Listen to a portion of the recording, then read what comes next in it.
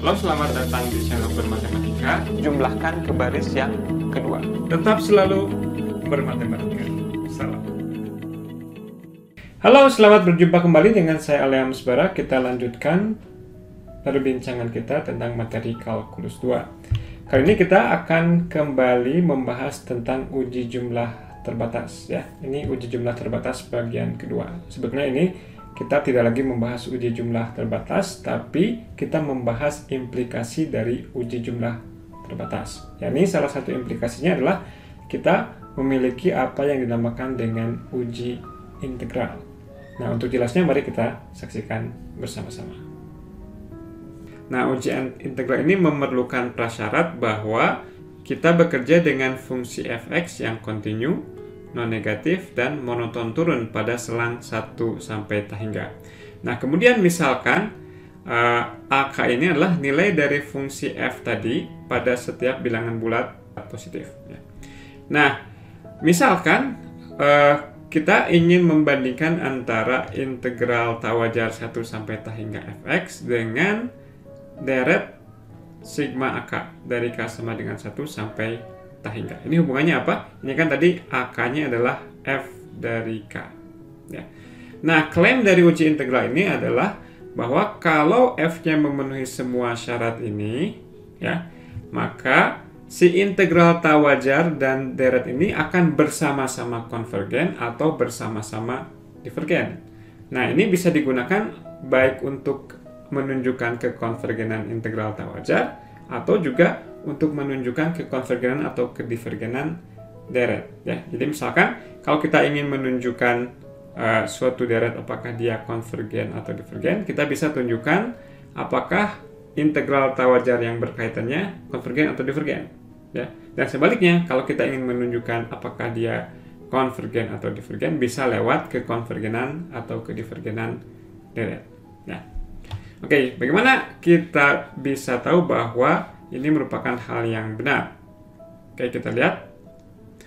Pertama, misalkan kita anggap bahwa si integral wajarnya konvergen. Jadi untuk menunjukkan bahwa mereka bersama-sama konvergen atau mereka bersama-sama divergen, kita tunjukkan bahwa jika yang satu konvergen, yang satunya lagi juga konvergen. Dan sebaliknya, jika yang deretnya konvergen, maka yang integralnya konvergen. Oke, kita lihat. Apa yang terjadi kalau si integralnya konvergen? Ya, nah kita lihat bahwa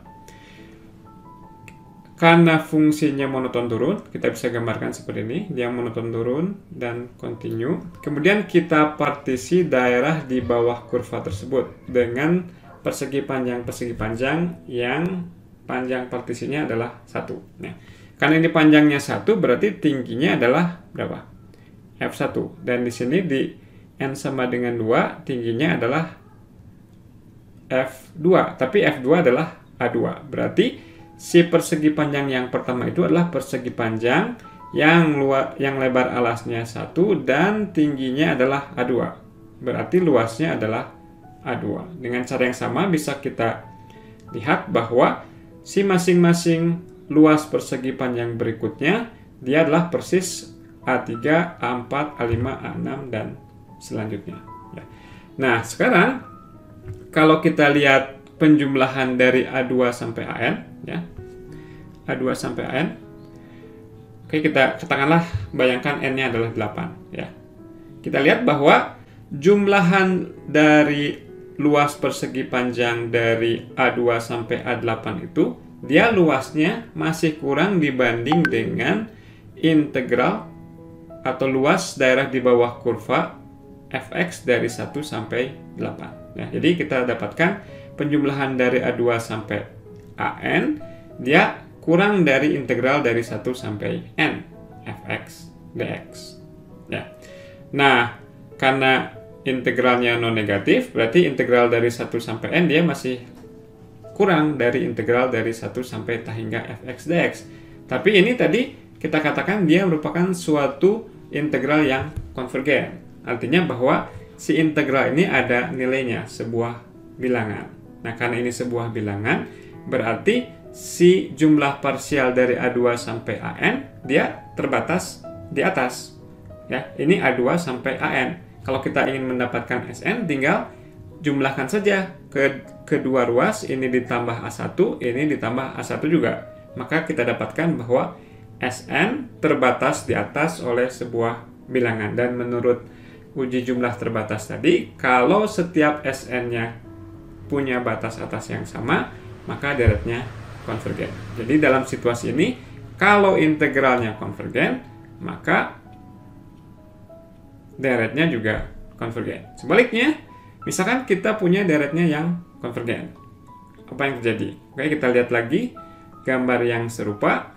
Nah, sekarang agak berbeda cara mempartisinya. Kita sekarang menggunakan ketinggian dari partisi yang ada di sebelah kiri, titik partisi yang ada di sebelah kiri. Jadi, persegi panjang yang alasnya dari 1 sampai 2, ini tingginya adalah F1. Tapi F1 itu adalah A1. Berarti luas persegi panjang yang pertama adalah A1, yang kedua A2, A3, A4, dan selanjutnya. Nah, sekarang kalau kita amati luas daerah di bawah kurva dari 1 sampai N, Anda bayangkan aja N-nya sama dengan 8 ya, untuk memudahkan intuisi. Luas daerah di bawah kurva dari 1 sampai 8 itu luasnya masih lebih kecil dibanding jumlahan dari luas-luas persegi panjang ini. Berarti integral dari 1 sampai N fx dx yang menyatakan luas daerah di bawah kurva, dia besarnya kurang dari jumlah parsial dari 1 sampai N. Ya. Nah, tapi karena si sigma AK-nya konvergen, si jumlah parsial ini masih lebih kecil dari kalau kita jumlahkan seluruh suku-sukunya. Ini lebih kecil dari jumlah deret ini. Dan kita asumsikan si jumlah deret ini berhingga. Kenapa? Karena tadi kita bilang bahwa sigma AK-nya konvergen.